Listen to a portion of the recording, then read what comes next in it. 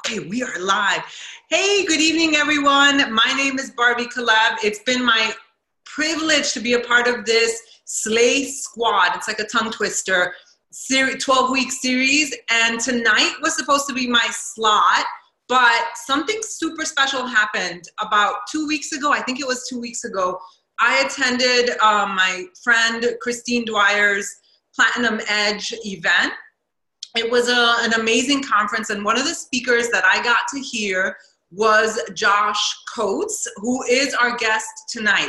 I've known Josh, I think, for about 2 years, and you know, sometimes in just, I guess my experience is the Beachbody world, right? You see these rock star coaches, or you see these, not even in the Beachbody world, you see these rock star people, and you think, you know what, they've always been that way, but you don't see the growth.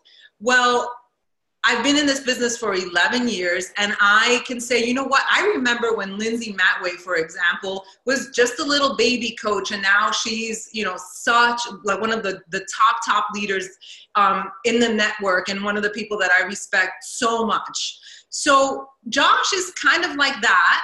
I met Josh about 2 years ago, and we just, you know, just how life is, you're not in touch anymore. And I saw him doing his thing. And at this event, when he spoke on the stage, I was just like, whoa. I felt that he took this quantum leap in terms of just his growth as a person. I could feel it. I'm all about energy. I could really feel his energy. And I really loved the message that he had to share with the audience, which was not just of Beachbody coaches, but there were other network marketers. And so I sent him a message, we connected, and he graciously accepted the invitation to speak to us tonight. So Josh you're called a push coach. You are the founder of Legacy Leadership. You're a member of the John Maxwell team. We all love John Maxwell. And you work with network marketers in the industry to help them push to the next level. So with that said, Josh, I'm so excited to hear you speak tonight about creating urgency in your business. Take the floor, my friend. Thank you for having us tonight. Thank you. I appreciate it. Tonight. Absolutely. Absolutely. Can you Hold guys on, hear me okay? I can't hear you. No, I just unmuted myself. I'm unmuted. Can anyone else hear me? Yep. You can hear me now? Okay. Cool. Awesome. Thank you so much, Barbie. I appreciate it so very much. And I love Barbie. I have so much respect for her. I got to actually work out on stage with Sagia a couple of years ago at Summit. I did a call for a bunch of Superstar, this push group, and I saw that Barbie hopped on live, and I was like, oh my God, Barbie's listening, which means in my perfect world, like Barbie and Sagia are just sitting around listening to me, and I'm fangirling hardcore. And it turned out that's what was happening. So I got to go meet them in person. Barbie is just like the sweetest in the freaking world. And that's always my favorite thing, to meet people in person and find out that they're just as awesome as you really hoped that they would be. So I'm honored to be here. If my eyes seem like messed up, I apologize. I'm at my dad's studio tonight. They're watching the kids for me while I'm speaking tonight. My dad has these recording lights. He needs to get a Diva light, because he's got these lights that I feel like I'm at a football stadium with the lights in my eyes. So I'm trying if I go blind before this call is over, just pray for me or whatever you believe in, okay? So tonight I want to talk to you about creating urgency in your business, because this is the thing that I believe makes all of the difference in the world. So I've been working with Beachbody coaches specifically for the last 3.5 years. And I've helped a couple people go top 10. I've helped someone go double superstar. I've helped some people do some crazy stuff. I think somebody's unmuted, Barbie. I think when we get a lot of people on, some people on their phones get like unmute happy on accident. I can hear them like sniffling and stuff, which is awesome. So we won't call you out. We won't mention you by name. Anyways, so I've helped some people do some really awesome stuff. But here's the thing. I've also trained thousands of people and seen a whole bunch of people not do anything. And so tonight I want to teach you the difference between the people who have seen incredible success and then people who pay money and get no success. Because at the end of the day, I don't fix anybody. I actually made a post of a girl from one of my training groups the other day who her income is skyrocketed. And I said this in the post. I said, I don't fix people. My system doesn't fix people. My belief doesn't fix people. My energy doesn't fix people. I simply help people to finally see what's always been there. And then they put in the action that fixes them. So I want to teach you the number one lesson that I believe has helped my clients to do that. And it's this thing called urgency. I was reflecting at the beginning of last year. It was actually 2 years ago, I guess, because that post that I made that I tagged Barbie in about the 12-week year. And I was just reflecting on, okay, why are some people getting results? Other people aren't. Why are some people exploding? Other people send me a paycheck, but they don't really get anything out of it. And I realized all of the people that have seen incredible results came to me with this thing called urgency. And another way you could explain urgency would just be that they had just this incredible, almost like desperation. They had something. Could you guys do me the biggest favor in the world and watch out for that mute button? When we get a lot of people, it happens every time. But if you could do me the biggest favor. Yeah, Josh, just continue. I promise that'll be my sole job of muting. I appreciate it so much, Barbie. Thank you. I have ADD and I get distracted so easily. No, I know. It's so distracting. I know. Cheeseburger people. I'll keep rocking it then. I'll just keep rocking it. So and so people came to me and they said, Josh, here's the thing. I've got this goal that I know it's crazy and it scares the crap out of me, and I've only got a little bit of time to make it happen. And every single time someone came to me with that sense of urgency or that sense of desperation, they were always willing to perform over and above anything they had ever done before. And I realized that all the people that had worked with me that hadn't seen those kind of results is because usually they didn't have anything urgent they needed to accomplish. They usually wanted to work with me because they heard that that was like the thing to do. They wanted to work with me because so-and-so had worked with me. They wanted to work with me because honestly, they wanted to grow and they wanted help, but they didn't have anything specific that they needed to happen. And that's, to be honest, why this is my favorite time of the year, especially with like qualification. I think I spoke for a push call over the weekend for somebody, spoke for my girl Micah's push call today. I love it. Because this is the one time of the year where urgency exists whether you want it to or not. Now, of course, I want to teach you how to make this an ongoing thing, but I also want to speak to you guys about some of your urgent goals that you're trying to make happen to close out this year, okay? So I need you to understand urgency. We're going to dive into this word, and we're going to learn how to use it to change your business, not just for this week, although it's going to start this week, okay? I hope it's already started with all the calls you guys have been doing. But if it hasn't started, man, it's going to kick in tonight for sure. But then how to continue that through the rest of this year and how to maintain that into next year. Because let me tell you this, people who see success are not people who get urgent for a quarter. They are not people who get consistent for a quarter. They are people who make it a part of their life and a part of their business. Now, I'm not talking about working 17 hours a day. I'm not talking about hating what you do because you do it so much. I'm not talking about abandoning everything else in your life to do it. I'm talking about living with this sense of urgency. Okay? So I've got 3 specific points for you. And number 1, urgency creates focus. Urgency creates focus. So here's the first thing people tell me when so I've started doing this with all of my clients just from like session number 1. Let's just go ahead and set a puke goal is what I call them. Let's just go ahead and set a goal that makes you puke, because let's not wait for the end of the year. Let's just start off wherever we're at. Let's create that now. And every single time I get someone to set a goal like this that really scares the crap out of them, one of the first things they do is say, Josh, I want to make cool stuff happen, but honestly, I don't really want to work all day and night for it. I'm like, good. I'm so glad you don't want to work all day and night for it, because I don't want you to work all day and night for it too. I want you to focus on what is the most important thing more than ever before. Because here's the thing, when you do not have urgency, your focus is all over the place because you don't need it to be set on point. And so what happens is you end up trying 35,000 different ways to grow your business when in reality, there's 2 or 3 main things you need to do to make your goal happen.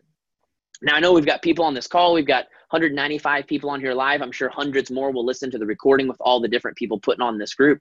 I need you to ask yourself, what's the main goal I'm trying to hit right now?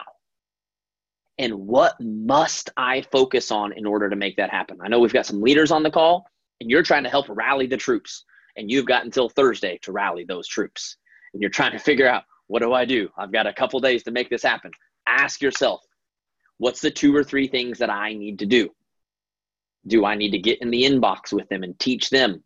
Do I need to find, because here's the thing. If you've got coaches that are doing all the things and not seeing the results, chances are it's because they are word vomiting all over the planet, and somebody needs to come in there and save their soul. Okay. Somebody needs to come in there and dig them out. Okay, I love your zeal, but 7 paragraphs is a little much in the second message. Let's pull back the reins just a little bit, maybe ask some more questions. You're going to have to ask yourself, what do I need my coaches to do? If you are someone that is specifically, you're the one trying to hit the goal with your own rank advance, let's say that just depends on you, whether that be you trying to get to diamond, okay? Whether that be you trying to get to 1 star because you're pushing your spouse's account, whether that be you trying to get to 2 star because you're trying to push your spouse and your mom's account, or whether that be you trying to get to 3 star because you're trying to push your mom's account, dad's account, and your second CBC. Anybody there? Okay, this is how we build, okay? If it's depending on you, you got to ask yourself, okay, what do I need to do? Someone over here put invites, and you're absolutely right. You've got to be inviting, but let's get a little bit more specific. Because if you need to sign 4 coaches by Thursday and you're sending out invites for challenge packs, that's not necessarily going to hit your goal. You're going to have to step up the ball game, and you're going to have to get over yourself a little bit and talk to somebody about the business. And you're going to need to understand that the business is just the greatest opportunity. It's the greatest product that we have to offer. It's the all-encompassing product.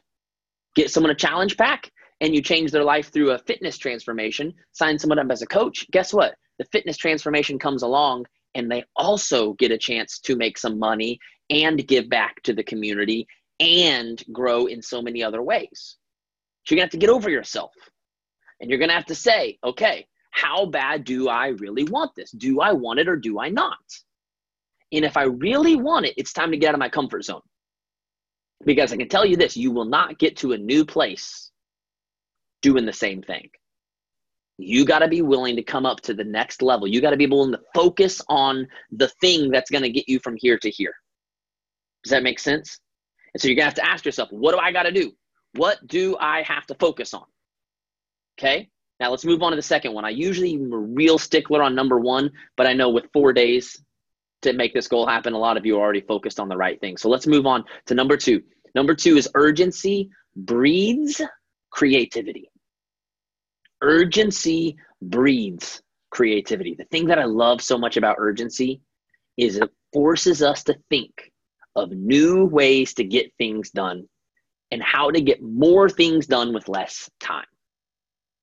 Now, some of you are going to have to sit down and you're going to have to say, okay, I've sent out 75 invites today and I still got 75 no's.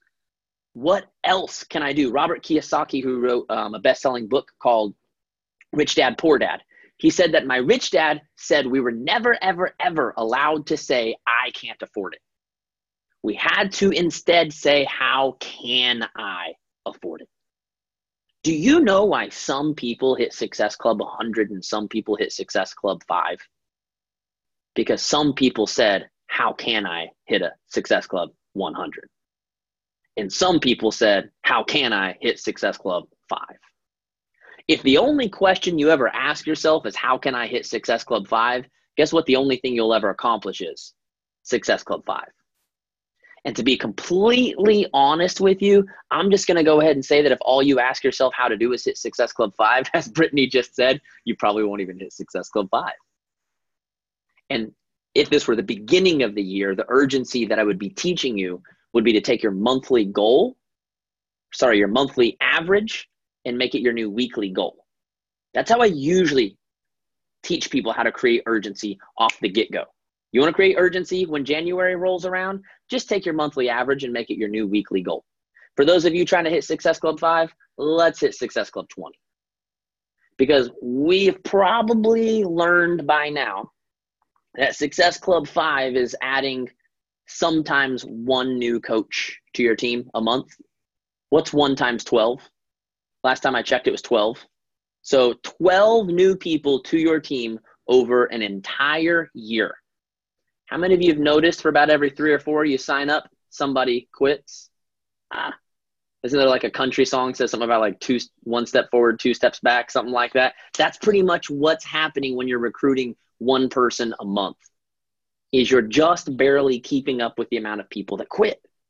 That's why you're not making any money. I don't know if you figured that out, but I thought I'd just like throw that in. That's just like some extra free advice for you. If you want to make money, recruit more than one person a month. Please recruit more than one person a month. Okay? But you won't do that unless you've got urgency, which means you got to set the expectation and you got to set the goal bigger than it's ever been before. Okay?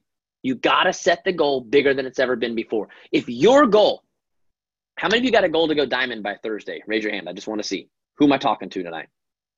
Okay. How many of you got a goal to go to basically add a star to your rank by Thursday? Raise your hand. Okay. So we've got a bunch of people trying to go diamond. We got some people trying to go star diamond. And the rest of you need to also make it your goal to go diamond by Thursday. Wherever you're at in your business. How many emeralds we got on the call? Raise your hand if you're an emerald. Okay, so we got a lot of emeralds, okay? So why isn't your goal to go diamond by Thursday? I'm just curious. I'm just throwing that out there. Why not? Why would you not join in with the rest of the company and just say, let's see what I can do? I've got all this energy and all this hype and all this excitement. Why not just go along right with it? Why not just like jump into the tide? I don't know about you guys, but when I feel momentum, I'm going to jump right in on that. Because I get the opportunity to ride everyone else's wave and perform above and beyond what I could have done trying to create my own wave. So I'm just going to throw that out there. If you're emerald and don't have a goal to go diamond by Thursday, just going to go ahead and throw that out there for you. Give you an awesome goal to shoot for. Because it's going to force you to focus on the right things. And it's going to force you to get creative and say, how could I go diamond? How could it? You know what's crazy to me? During the holidays, we hear this. It is so hard. It's so hard during the holidays to get people to spend money. Wait a second. Isn't the holidays the time that people spend more money than they've ever spent in their entire freaking life?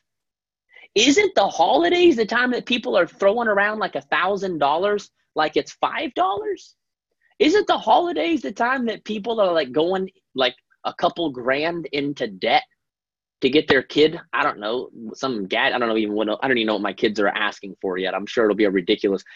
My 10-year-old got like 5 different kinds of iPhone cases that he wants. I'm like, dude, like if I get you the nicest one, are you really going to change out your case every day? But he does. I'm like, dude, give me one case. I don't want to mess around with ever. He wants like 5. He likes to change them out every single day. It's like they got to match his shoes every single day. Things are changing, okay? I'm getting old.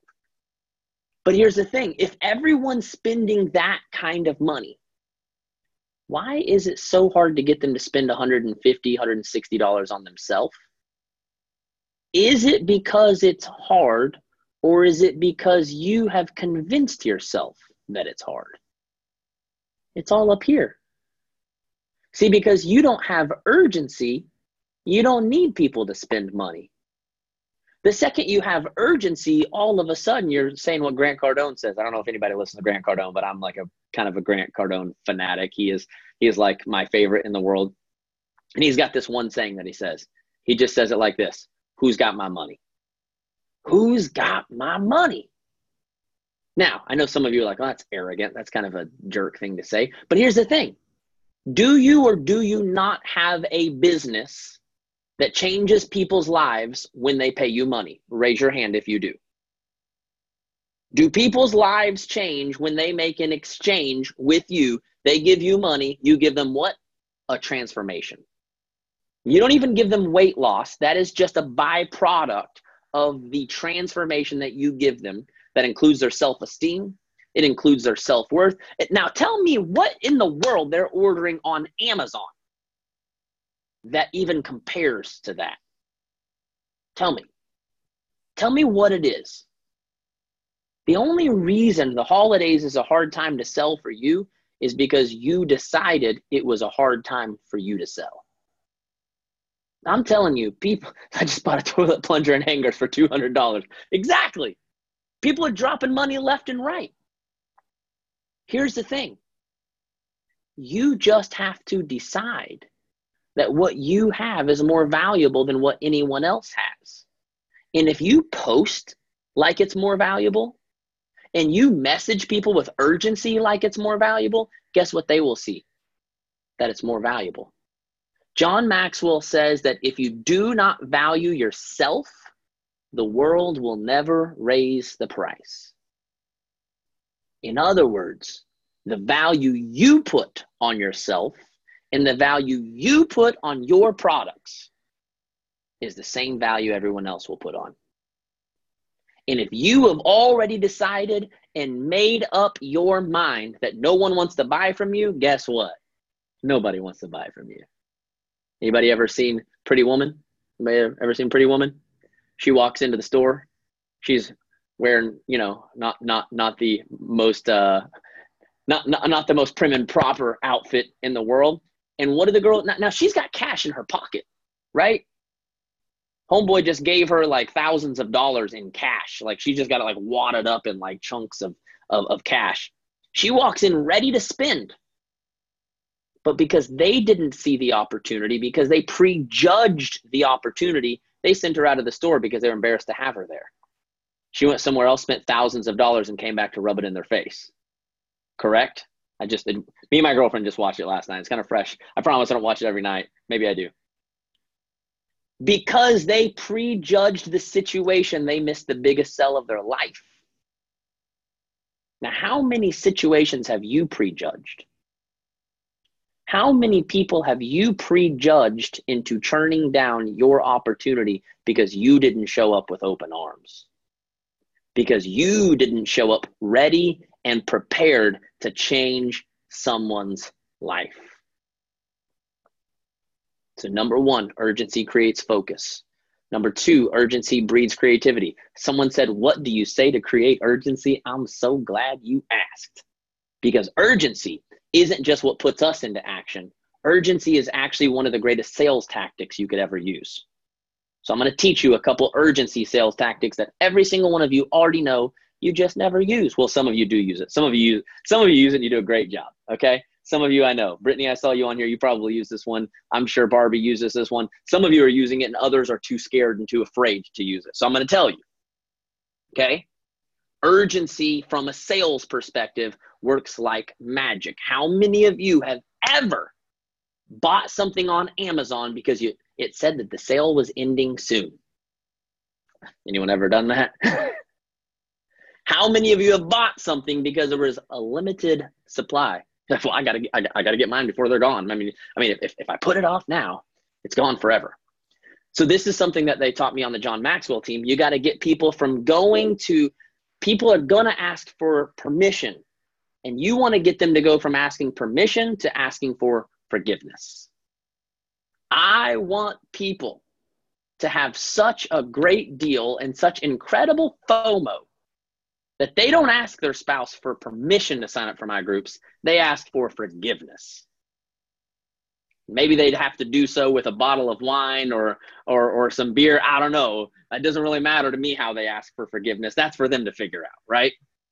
So number one, there's got to be a limited time. Number two, there's got to be limited spots.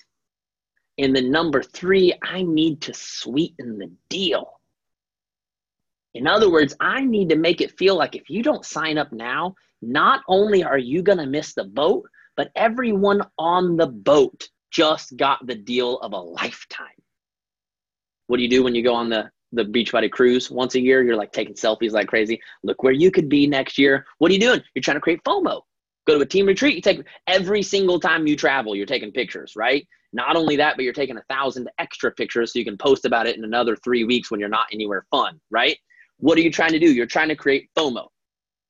Okay. So you say, Josh, I can't throw in bonus stuff. I disagree. How many of you have extra tubs of Energize sitting around? How many of you have ordered some extra tubs of Energize to keep your spouse's account active? Yeah, most of you have, right? If not Energize, everyone's got something extra laying around, correct? Now, here's the beauty of it. You don't have 100 extra tubs laying around. You probably only have 2 or 3. What does that mean? It means you have limited supply. That is what urgency looks like. Anybody remember this pumpkin spice Shakeology? Remember how quick that went? Why did it go so quick, man? Why did everyone put in their order so fast? Because it's limited quantity. Okay, so if I'm you and I'm in your position, I'm using this as a post, but I'm also using it as a follow-up, because if I can follow up with you because I have something new to offer, I want you to think of it like this way. I'm no longer hassling you. I'm doing you a favor.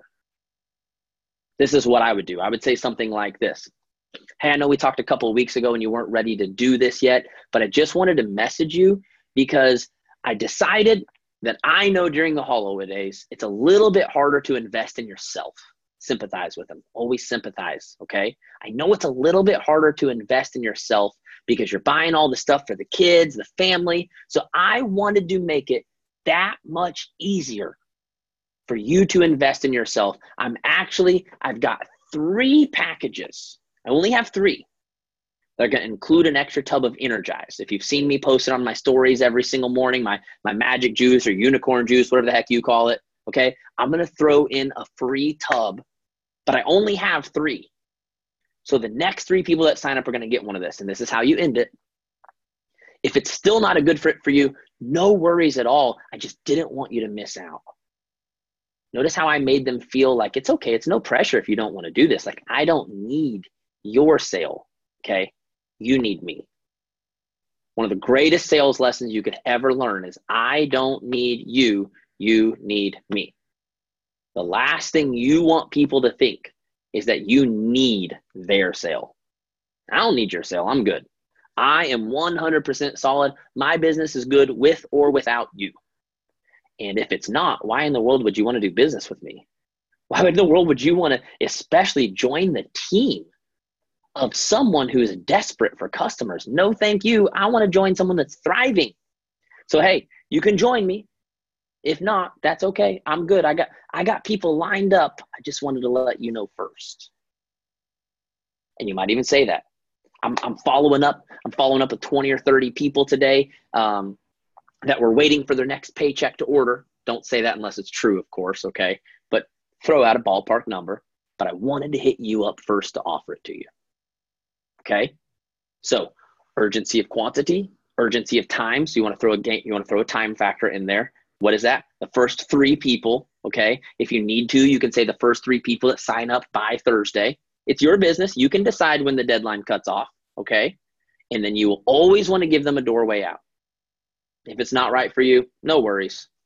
Just wanted to check in because I'm doing a favor for you. Make sense? That's how you can create urgency for sales, okay? And of course, if you need coaches, you always make the stipulation, the next 3 people that sign up as a coach, okay? It's your business. You get to make the rules, okay? So, number 3. This is my favorite thing in the world. It's probably the most important lesson any of us could ever learn in life. And that is urgency demands ownership. Urgency demands ownership. I signed up for the John Maxwell team 4.5 years ago. And I remember it was the hardest thing in the world. Anybody remember when you hit that return button to submit that order and you knew your life was about to change? Now, I had to pay a little bit more than what Beachbody charges. So for me, it was like all the money in the bank, and that was just my down payment after a tax return, okay? And I knew that once I paid that kind of money, I was all in. You can't pay that kind of money and turn back. And I remember being scared to death. I got into the program and they said, okay, very first homework assignment is I want you to read the 21 irrefutable laws of leadership 3 times in a row. And I remember being pissed. Up to that moment, I hadn't really read books. I'd listened to a lot of podcasts. That was the personal development that's what had made me fall in love. I found John Maxwell on a podcast. Now I knew that he wrote books. I'm not sure why I thought I could go through a John Maxwell training without reading a book, but in my head, I hadn't thought it through. I really didn't like to read. So when I dropped $1,000 as my down payment, okay, not the full price, that was just the down payment. I had another $4,000 to go. And they said, go read a book 3 times. I'm like, first of all, I just gave you like $1,000. Surely you could at least like send me the book, right? Now I got to go buy a book. Okay. And all this money that I paid, and you're going to give me a reading assignment? Like I was thinking like, can we like, do I get like a GSR? Do I get like a team call? Like what is this? Is John Maxwell going to, like hop on a Zoom call with me and we're going to hang out for a minute? Nah, it's like, read this book. And I was pissed. But I opened up chapter 1. The law of the lid said this. It said, you will never be more successful than your ability to lead people. Now, here's the thing. John Maxwell teaches leadership. So he puts a leadership spin on everything, okay? But for me personally, I didn't see it as a leadership lesson. I saw it as a universal law. I saw it as an ownership principle. You will never be more successful than your ability to lead people. But take away the word lead and you still have a true statement. See, he was trying to teach it from a leadership perspective. But in the way I saw it was you will never be more successful than your ability. And you are always in control of how much you do or don't grow your ability, which means you're always in control of your success. In other words, you are only as successful as you decide to be. And as much as you fail, that was your decision too. Wherever you're at, whether you like where you're at today or you don't like where you're at today, it's all on you. No one else can give you success, and no one else can keep you back from success. And I remember thinking back, I grew up in a small church world where basically I helped out. I was a volunteer from a young age. I played music at my church. I helped speak at my church. I did all these different things. And I thought back to the small churches that I grew up in. And this is not a knock on religion or anything specific. It's just my story about the people that I worked with. And I thought about all the times that pastors in meetings said things like this. Our church could grow if more people would just volunteer, if more people would invite people, if other people, in other words, the pastor didn't want to pretend or acknowledge that he was the lid. He always wanted to look out here for someone else to blame. Because of the fact that I was a musician, I hung out in all kinds of local guitar shops, and the owner of these little guitar shops that were struggling to make it would say things like, if people just valued real instruments, if Guitar Center didn't stay open on the weekends and late at night, if this, if that, if them, if they, I never heard a single person say, man, if I just learned a little bit more about marketing, maybe we could actually make money.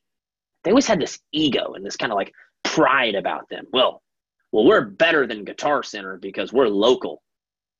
Nobody cares. Nobody cares that you're local. People want to know, like, do you have good customer service? Are you open when they need to?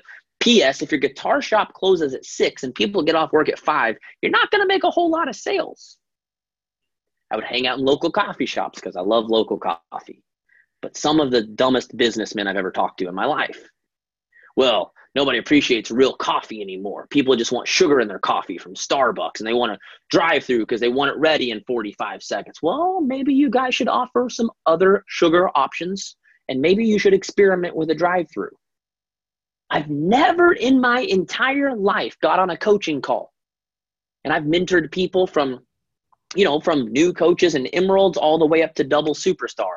And I've never got on a call with someone that said, Josh, my business is failing, my team is struggling, and I know it's my fault. Can you help me? I've never once had a single person tell me that. I get on calls with people and I hear them for about 10 minutes explain to me why their team isn't motivated, that no one else gets involved, that no one else takes ownership. And I'm really polite. And I put the smile. If you ever see a smile like this is my, I know you're full of it, but I'm going to listen anyways because I'm polite face. It's like a fake smile. I'm like, yeah, that's great. Oh, that's so nice.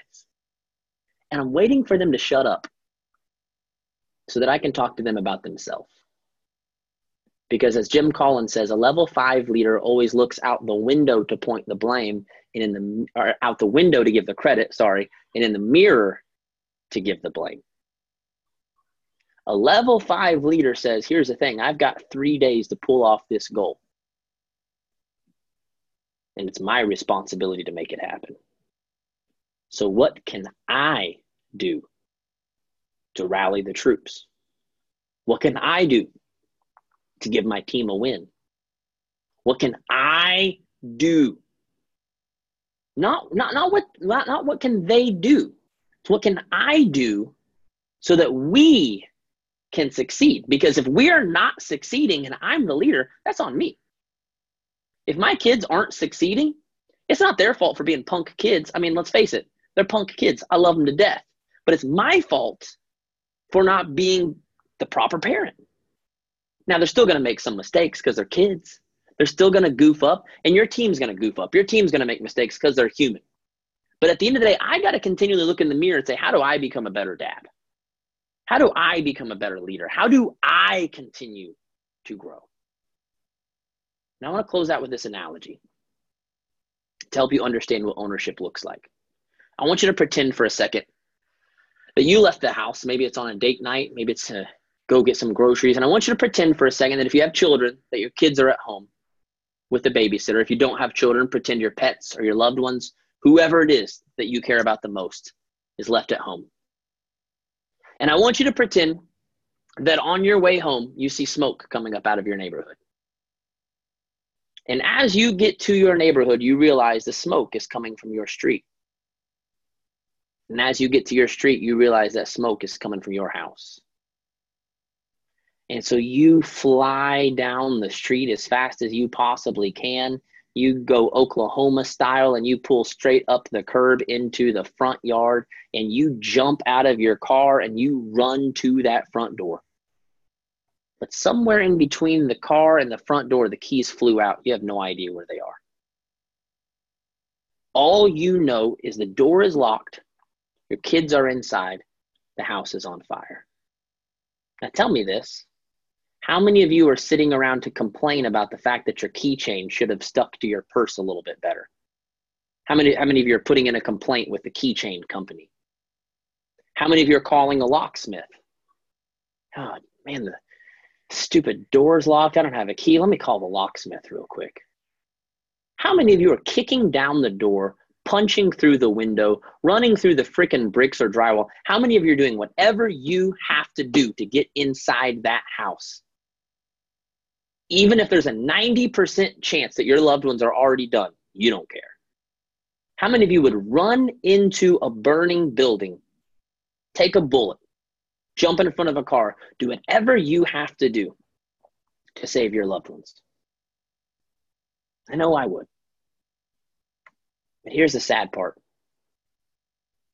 is while your house may not physically be on fire, many of you are on this call and you told your upline, I need this business to work. I'm working a job that's eating my soul. I'm paying somebody else to enjoy moments with my kid that I could have had and that I should have had. My spouse is working a job that's eating their soul. They come home grouchy every single day. They can't even be present for their own kids, even though I know they want to be, but they just don't have the energy to be. We're struggling financially, saying no to our kids, not because we want to, but because we have to. We're missing out on life opportunities. How many of you would say that that's kind of similar to the house being on fire? And instead of kicking down the door, punching through the window, running through the frickin' brick wall, you're sitting in your car texting a locksmith to find out what's taking him so long.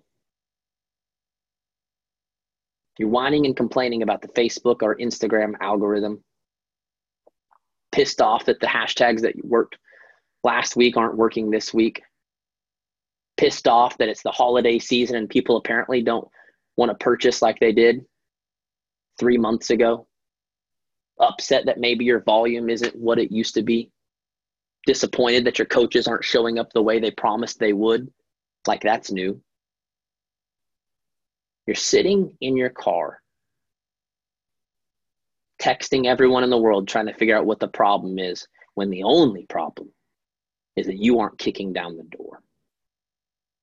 At the age of 29, I found myself signing up for the John Maxwell team because I finally looked in the mirror and said, here's the deal, bro. You have to check your bank account before you put gas in your 98 Honda Civic, which, by the way, took about $13 to fill up. You have to carry your phone around the grocery store calculating groceries before you put them in the cart. When your kid brings home invitations for birthday parties, instead of marking it on the calendar, you just let it sit there hoping it gets lost because you don't have the money to buy their friends' birthday presents. I can't tell you how ashamed I was and still am of the fact that my house was burning down and I was sitting and watching. Now, in my head, I thought I was doing everything I could. I was going to work every single day and I was busting my butt in that detail shop. I was detailing 8 to 10 cars a day, drinking 8 to 10 Mountain Dews a day just to be able to put up that kind of energy. I thought I was doing everything I could when in reality, I had business ideas my entire 20s. I just never stuck with any of them. I detailed cars on the side on the weekends, and I would get one weekend where 8 people wanted me to detail their car, and I'd go make $300 or $400, which for me was a lot of money at the time. And then I wouldn't take the time to continue messaging people about it. And then, of course, because I didn't keep up the work would go away, and I would say stupid stuff. If you ever say anything like this in front of me, it'll take everything in me not to go mean Josh on you. I would say stupid crap like this. I guess that's just not really God's timing. If you ever blame God for your own laziness, you deserve to be slapped across the face. Can I tell you the second worst thing? Maybe even the first worst thing. It's to blame your kids. To say things like, I don't know if I can work the business. It's taking time away from my family. Now, 20 minutes ago, you were telling us how your family desperately needed this. But because you're not willing to wake up early or stay up late or skip Netflix or your bubble bath, you're sitting here blaming your kids for why you don't have time to grow a business. When the real truth is not that your business is taking time away from your kids, the real truth is having a business doesn't let you watch Netflix when you want to. Having a business doesn't let you hang out in the bubble bath for 2 hours after the kids go to bed, drinking a bottle of wine. And last time I checked, we can work our business both in the bath and with a bottle of wine. So I don't even know where the excuse is there. I don't even know what's happening there. But this is one of my favorite quotes that I love to give people to help them understand why we're so stupid sometimes. I love you. I love you. But we, meaning me too, are stupid sometimes. Our limiting beliefs are constantly looking for a story to justify our fears and excuses. Let me say that again. I want you to write this down because this will change your life if you get a hold of it. Our limiting beliefs are constantly looking for a story to justify our fears and excuses. Here's what this means. If you think you're not pretty enough to have success, you know what you'll do? You'll look for a story, and you will go follow all of the most beautiful Beachbody coaches that exist and decide, see, I knew only pretty girls could do this thing.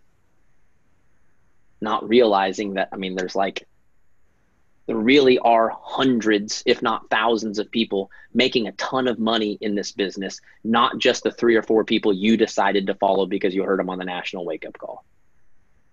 If you don't think that you're outgoing enough to see success, the very first thing you will do is go follow my buddy Jatanya Jackson. And you'll see, I knew it. I'm not outgoing enough to be successful. Only outgoing people are successful. And you will somehow ignore the fact that honestly, 80 to 90% of successful Beachbody coaches are introverts. They fooled you because you heard them speak and thought they were extroverted, when in reality, that's just their speaking gift. It's not their personality. If you think you can't have success because you're too busy as a working mom, you'll completely ignore the fact that 50% of the people that have had success were also working moms. If you think that being a stay-at-home mom is harder, which, by the way, if you're a stay-at-home mom, that's what you think is harder because it's your story, you'll find all of the people who had success working a full-time job. Well, so much easier for them to create boundaries. They're not stuck with kids all day and night. If you think you have to have kids to relate to people, you'll find all the moms. If you think that you got to be single, you'll find all of the single. Whatever you think your reason is, you will paint that picture and you will manifest your own prophecy. Because what you seek is what you will find. It's a universal principle. What you seek is what you will find. So if you want to find someone else for your reason why you can't get in that front door, guess what?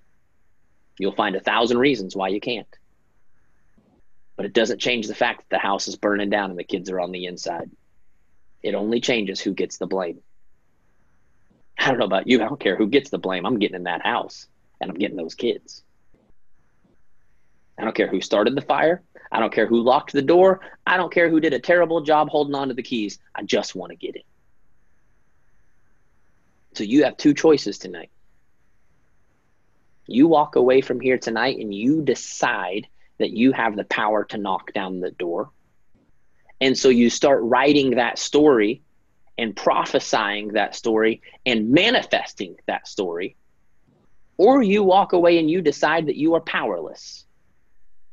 And you prophesy that you are powerless, and therefore you manifest that you are powerless. And you can sit around and blame someone else while the house burns down all you want, but it doesn't change the fact that the house is burning down. So my challenge to you tonight is to walk away from here and decide for the rest of your life, you will never, ever, ever let someone else have control. I don't care if it's Facebook algorithm, Instagram algorithm. I don't care if you're, well, my upline, she just doesn't pat me on the back every single day. I mean, she hasn't texted me in 6 hours. I just can't even believe it. All she cares about is numbers. It's like she only gives me time and attention when I hit Success Club, and when I don't hit Success Club, she doesn't even care about me. She is just the worst. Well, I think she would be even worse if she patted you on the back and patted your butt every single time you posted on social media, when last time I checked, you signed up to be a business owner, not for a babysitter. I love you guys to death. I really do. I love you guys to death. But you guys signed up. Oh, Megan, you're on here. What's up, my girl? You guys signed up to be business owners. And you said, I want to knock down the freaking door. And we said, awesome. We got lots of sledgehammers. And you said, but nobody patted me on the back for trying to knock down the door. You said you wanted to sign up to make some things happen. So are you going to make some things happen, or do you want to play patty cake? And again, we love you to death. But we didn't sign up for patty cake. We signed up because we love you enough to help you knock down that freaking door. And we can't knock down the freaking door playing patty cake. Now, once we knock down the door and save the kids, we can play patty cake all day and night. We can play patty cake on cruises. We can play patty cake on team retreats. We can play in fact, we can play a whole lot of patty cake in those places. And especially if your business is rocking, you can even pay for the patty cake. You can buy drinks for everybody. But until we knock down the door and save your kids, patty cake's just got to hold off for just a minute. Is that okay with everybody if patty cake holds off for a minute so that we can help you save your kids? But if patty cake is what you want, I kind of feel like this is the wrong business. Because I kind of feel like you signed up to end the trend on obesity. I kind of feel like that's some serious stuff. Because while we're gathered up here on this community, while we're sitting here getting inspired and I hope inspired, challenged, while we've created this entire group and community of support, someone else is sitting on their couch and they're still stuck in your before picture. And you are so afraid to hurt people's feelings. You are so afraid of what people think of you. You are so intimidated by others' thoughts and opinions, you're not even willing to show them your after picture. They are stuck in your before picture, and the only way they're going to get out is if you show them how. So I want you to kick down your door, and then I want you to kick down as many other doors as you can find to help other people save their kids. Thank you guys for having me tonight. I love you. I believe in you. And I'm cheering for you to do everything you must do to create the absolute best life for you and your family. Barbie, thanks for having me. I hope it was what everyone needed. Thank you so much. You just dropped the mic, so we're going to end it right there. No more words needed. You have all of our sincere gratitude. I'm getting so many messages. Seriously, guys, thank you so much. Josh, you guys freaking go out and kill it. You just dropped some serious truths. Good night, everyone, and can't wait to celebrate your success this Thursday and at the end of the year. Good night, everyone. Night, guys.